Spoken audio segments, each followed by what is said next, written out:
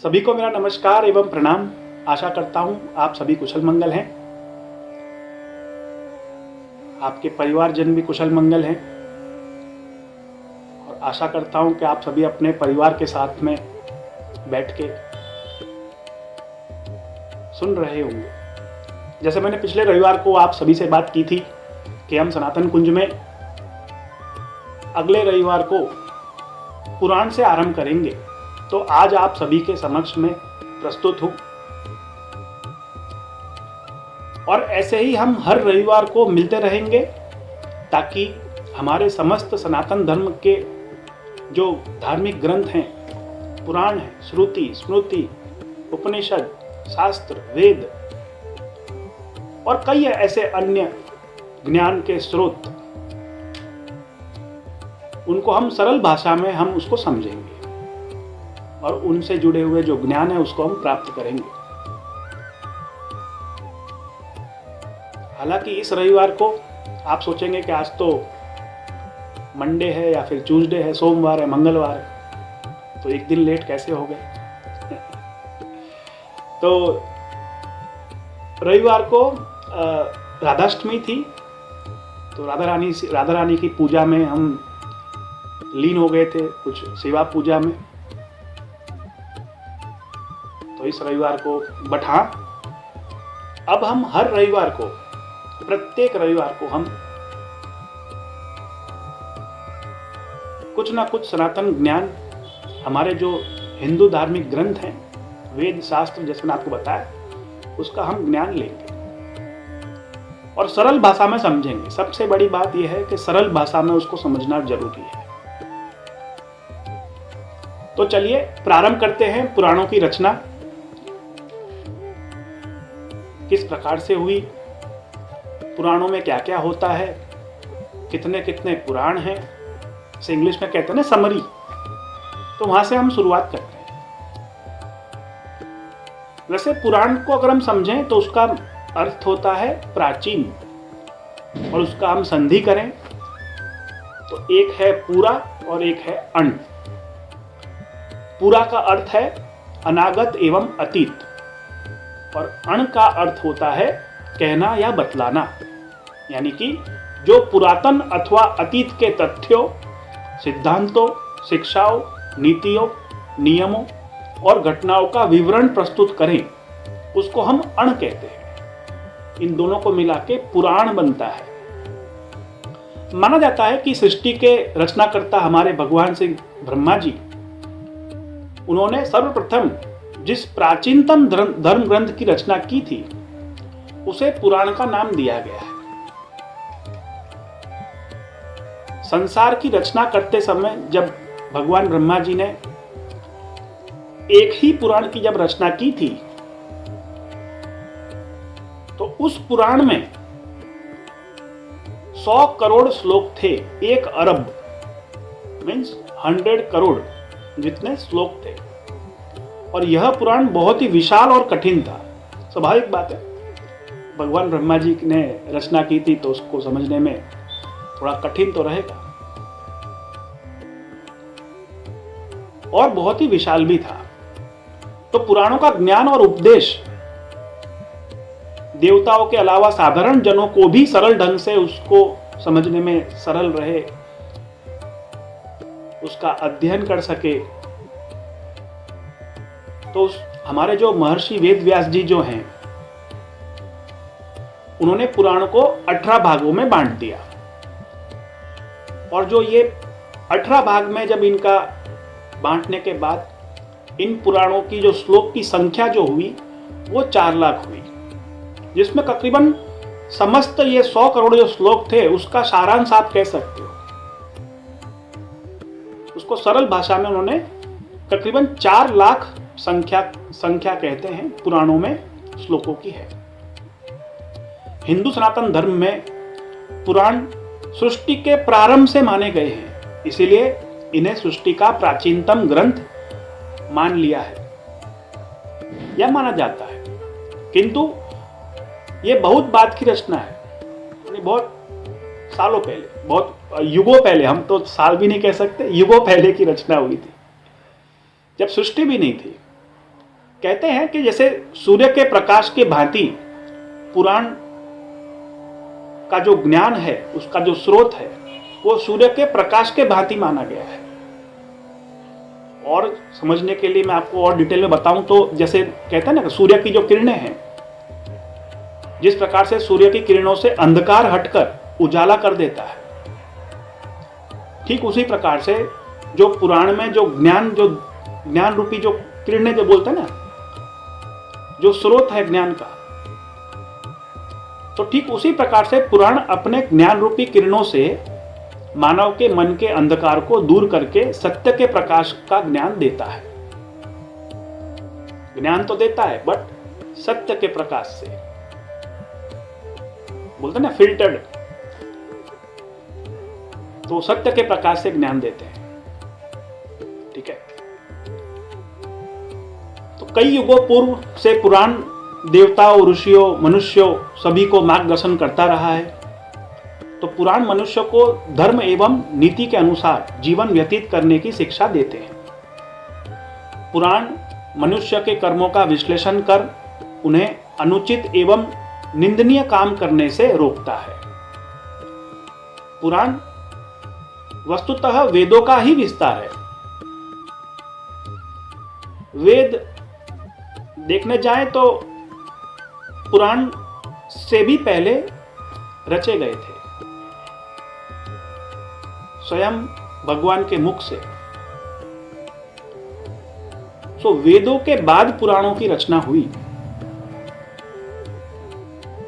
But आप अगर वेदों की जो भाषा जो है उसको अगर आप देखें तो बहुत जटिल है, बहुत ही शुष्क है। तो आप सोचोगे कि शुष्क का मतलब क्या, शुष्क भाषा हमको तो सरल में समझना है। शुष्क भाषा का मतलब है, जैसे बोलते हैं ना कि कोई भी किसी भी चीज का जब हम वर्णन करें तो उसमें कोई भावनात्मक या फिर कोई अभिव्यंजक तत्व शामिल ना हो, तो बट ऑब्वियस है कि आप उसको समझने में आपको कठिनाई रहेगी। जैसे हम कभी कभार बोलते हैं ना कि लेखक की शुष्क भाषा ने कविता को और कठिन बना दिया, या फिर लेखक की शुष्क भाषा ने कविता को पढ़ना कठिन बना दिया, तो इसको हम कहते हैं शुष्क, जिसमें भावनात्मक और अभिव्यंजक तत्व शामिल ना हो। तो वेदों की भाषा जो है वो वाकई में जटिल और शुष्क भाषा है, जो हमारे जैसे आम मनुष्य नहीं समझ पाएंगे। इसलिए पुराणों की रचना हुई, इन वेदों का ज्ञान का स्रोत समझाने के लिए। तो वेद व्यास जी ने पुराणों की रचना की और पुनर्रचना भी की। कहा जाता है कि पूर्णात पुराण, जिसका अर्थ है जो वेदों का पूरक हो, अर्थात हमारे पुराण। वेदों की जटिल भाषा में कही गई बातों को पुराण में सरल भाषा में समझाया गया। पुराण साहित्य में अंतर्वाद को प्रतिष्ठित किया गया है। निर्गुण निराकार को मानते हुए सगुण साकार की उपासना करना इन ग्रंथों का विषय है। पुराणों में अलग अलग देवी देवताओं का केंद्र आपको दिखाई देगा। अलग अलग देवी देवताओं को केंद्र में रखकर आपको पाप पुण्य, धर्म अधर्म, कर्म अकर्म की कहानियां भी हैं, जानने को मिलेगी। प्रेम, भक्ति, त्याग, सेवा, सहनशीलता, ऐसे मानवीय जो गुण हैं जिनके अभाव में उन्नत समाज की कल्पना भी हम नहीं कर सकते। उनके बिना एक सभ्य समाज, तो बिना प्रेम, भक्ति, त्याग, सेवा, सहनशीलता, उसके बिना हमारा जो गुण है उसका हम उल्लेख नहीं कर सकते। एक सभ्य समाज की परिभाषा नहीं है वो, अगर ये सभी चीजें ना हो तो पुराणों में देवी देवताओं के अनेक स्वरूप को लेकर एक विस्तृत विवरण आपको मिलता है। हमको उनसे कई सारी चीजें सीखने को भी मिलती है। जैसे कथाएं, पुराणों में, कई पुराणों में 18 पुराण हैं, तो कई कथाएं हैं, कई घटनाएं हैं, तो उनसे आपको कई सारे ऐसे व्यापक विवरण मिलेंगे। लेकिन मूल उद्देश्य उनका सद्भावना और विकास ही रहा है और सत्य की प्रतिष्ठा ही रही है। बोलते ना अपने सत्य की विजय हो। पुराण को मनुष्य के भूत भविष्य वर्तमान का दर्पण भी कहा गया है, पास्ट प्रेजेंट फ्यूचर। इस दर्पण में मनुष्य अपने प्रत्येक युग का चेहरा देख सकता है। इस दर्पण में अपने अतीत को देखकर वह अपने वर्तमान को भी संवार सकता है और भविष्य को देखकर उज्जवल बना सकता है अपने वर्तमान को। अतीत में जो हुआ, वर्तमान में जो हो रहा है और भविष्य में जो होगा, यही कहते हैं पुराण। आपको पुराण में इन सभी का आपको उल्लेख मिलेगा, दूरदर्शी आपको मिलेगी, ज्ञान का विस्तार होगा आपका। इन्हीं हिंदू देवी देवताओं का पौराणिक कथाओं में, पौराणिक बोलते हैं ना, कथाओं के अनुसार, पौराणिक जो भी कथाएं हैं उनके अनुसार इसका विवरण दिया गया है। इनकी भाषा सरल और कथा कहानी की तरह है, तो ज्यादा कठिन नहीं रहेगा आप लोगों को समझने के लिए। महर्षि वेदव्यास द्वारा रचे गए 18 महापुराण हैं और इन 18 महापुराणों का 3 भाग में विस्तृत आप उसको समझ सकते हैं।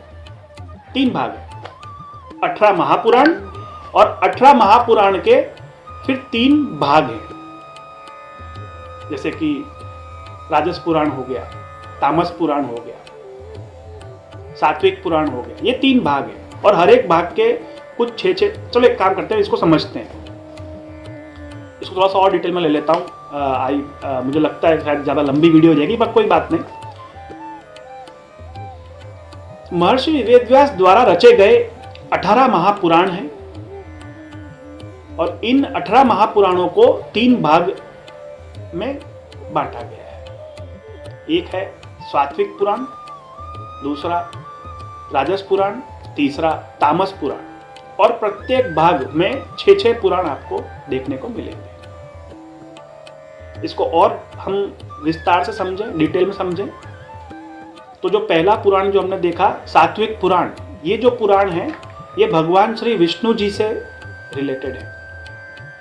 उनके विष्णु जी के संदर्भ में ये 6 पुराण हैं और इन सात्विक पुराण में जो 6 पुराण हैं वो है जैसे अपने विष्णु पुराण, भगवत पुराण, नारद पुराण, गरुड़ पुराण, पद्म पुराण, वराह पुराण।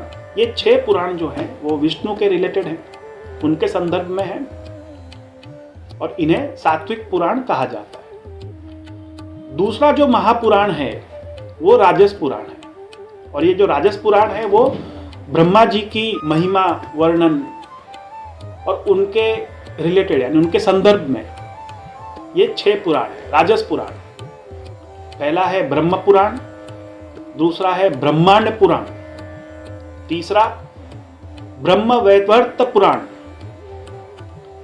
चौथा मार्कंडेय पुराण, पांचवा भविष्य पुराण और छठा वामन पुराण।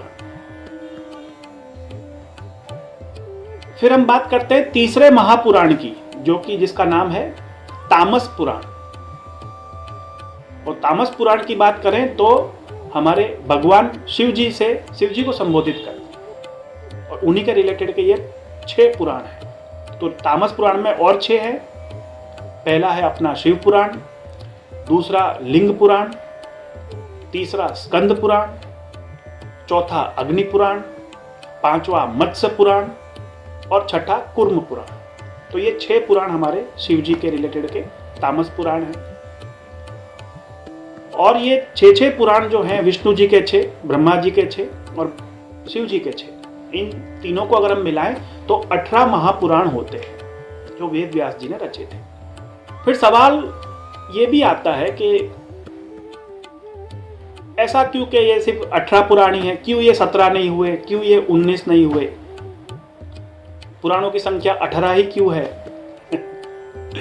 तो उदाहरण के तौर पे इसको अगर हम जस्ट एक ज्ञान के तौर पे आपको समझाना चाहता हूं।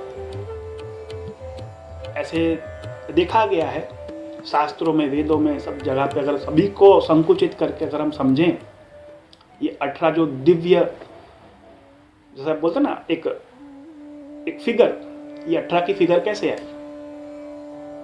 तो ये एक दैविक संख्या है। तो एग्जाम्पल के तौर पे बताऊं तो ऐसी 18 सिद्धियां हैं। 18 सिद्धियां यानी अणिमा, लघिमा, प्राप्ति, प्राकम्य, महिमा, सिद्धि, ईशत्व या वशित्व, सर्वकामा वासायिता, सर्वज्ञत्व, दूर श्रवण, सृष्टि, पाराकाय प्रवेश, वाक सिद्धि, कल्प वृक्षत्व, संहार करण सामर्थ्य, भावना, अमरता और सर्वन्याय। ये 18 सिद्धियां मानी गई हैं। और इसको एक और उदाहरण अगर हम लें, संख्या दर्शन जहां पे आप देखें तो 18 तत्व का भी वर्णन किया गया है। तो 18 तत्व होते हैं। अगर आपको मान लो कि थोड़ा सा जानकारी चाहिए, हालांकि कुछ कुछ ऐसे शब्द हैं जो आपको समझ में नहीं आएंगे, जिसको हम आने वाले समय में हम उसको समझेंगे डिटेल में, बट फिर भी थोड़ा सा शब्दकोश में ज़्यादा मत रहना, बट खाली समझने की कोशिश करो कि कौन सी 18 सिद्धियाँ हैं, कौन से ऐसे 18 तत्व हैं। फिर बाद में इसका हम विस्तार में इसका हम समझेंगे जब भी कभी जो भी अध्याय आएंगे पुराणों में, वेदों में, श्रुति स्मृतियाँ में, तो वहाँ पे ज़्यादा डिटेल में देखेंगे। पर अभी फिलहाल के लिए आप समझो कि 18 सिद्धियाँ हैं। फिर मैंने जैसे आपको बताया कि ऐसे 18 तत्व हैं। तो ऐसे 18 तत्व कौन हैं जो वर्णन किए गए हैं हमारे वेदों में, शास्त्रों में? तो ऐसे हमारे 18 तत्व हैं। पहला पुरुष, प्रकृति, मन, फिर पंच महाभूत जैसे कि पृथ्वी हो गया, पृथ्वी, जल, वायु, अग्नि, आकाश। फिर 5 ज्ञानेंद्रियां हैं जैसे कि कान है, त्वचा है, चक्षु है, नासिका है, जिह्वा है। और 5 कर्मेंद्रियां हैं। कर्मेंद्रिया में जैसे अपना वाक आ गया, पाणी, पाद, पायु, उपस्थ, ये इन सभी को अगर आप मिलाएं तो ये 18 तत्व का वर्णन आता है। फिर बाकी के जो हमारे संग्रह हैं, जो हमारे पुराणों जैसे इसको आप समझ सकते हो, सभी को अगर मिला लो, चाहे वो 4 वेद हो, फिर 6 वेदांग हो, फिर मीमांसा है, न्याय शास्त्र है, पुराण है, धर्मशास्त्र है, अर्थशास्त्र, आयुर्वेद, धनुर्वेद, गंधर्व वेद, तो कुछ कुल मिला के ये 18 प्रकार के विद्याएं मानी जाती हैं। तो ये विद्याएं हैं। अभी मैं रिपीट नहीं करूंगा, आप बाद में इसको रिपीट ऐसे बैक जाके आप उसको समझ लेना।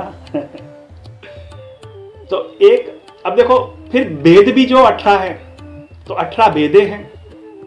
जैसे कि एक संवत्सर, 5 ऋतुएं, 12 महीने, इन सब को मिलाकर काल के 18 वेद होते हैं। तो इनको हम काल के 18 वेद बोलते हैं। इनका भी वर्णन शास्त्रों में है, वेदों में। यानी उसी शैली में अगर हम देखें तो भागवत गीता में भी जो अध्याय हैं उनकी संख्या भी 18 है। वैसे कुछ लोगों को पता ही होगा कि श्रीमद् भागवत में कुल मिला के श्लोक की संख्या देखें तो 18,000 है। तो देखो वहां पे भी 18 तो है ही। तो 18,000 जितने हमारे श्रीमद् भागवत में श्लोकों की संख्या है। फिर कुछ देवियां हैं जिनके 18 स्वरूप हैं, माने गए हैं। जैसे राधा जी हैं, राधा, कात्यायनी, काली, तारा, कुष्मांडा, लक्ष्मी, सरस्वती, गायत्री, छिन्मस्ता, षोडशी, त्रिपुर भैरवी, धूमावती, बगुलामुखी, मातंगी, पार्वती, सिद्धिदात्री, भगवती, जगदम्बा, ये 18 स्वरूप माने जाते हैं। तो ये 18 का जो एक दिव्य अंक है वो कई सारे वेदों में, पुराणों में आपको देखने को मिलेगा। उनका भी 18 का एक अलग से ही उसका महात्म्य है। सो अभी हमने शुरुआत किया है पुराणों से, तो आने वाले रविवार को हम इन्हीं प्रथम पुराण से हम शुरुआत करेंगे। उसके बारे में विस्तृत जानकारी लेंगे। वेद व्यास ऋषि ने जो हमारे 18 महापुराण रचे, एक एक करके हर एक पुराण के बारे में हम विस्तृत जानकारी लेंगे। तो नेक्स्ट संडे मिलते हैं, अगले रविवार को मिलते हैं। तब तक राधे राधे, जय श्री कृष्णा। और सभी कुशल मंगल रहे। बस भगवान से यही प्रार्थना है आप सभी के लिए। भजन करें, कीर्तन करें और भगवान की भक्ति में लीन रहें। और हमारे जो धर्म ग्रंथ हैं उनके बारे में ज़रूर आप उसका अध्ययन करें, समझें। और सरल अर्थ में हम सनातन कुंज का यही हमेशा मकसद रहा है कि उसको हम सरलता से हम आपको प्रस्तुत कर सकें, ताकि बच्चों को भी इसका ज्ञान मिले, आने वाली पीढ़ी को भी इसका ज्ञान मिलना ही चाहिए। ठीक है, तब तक के लिए सभी को नमस्कार, प्रणाम, जय श्री कृष्ण, राधे राधे।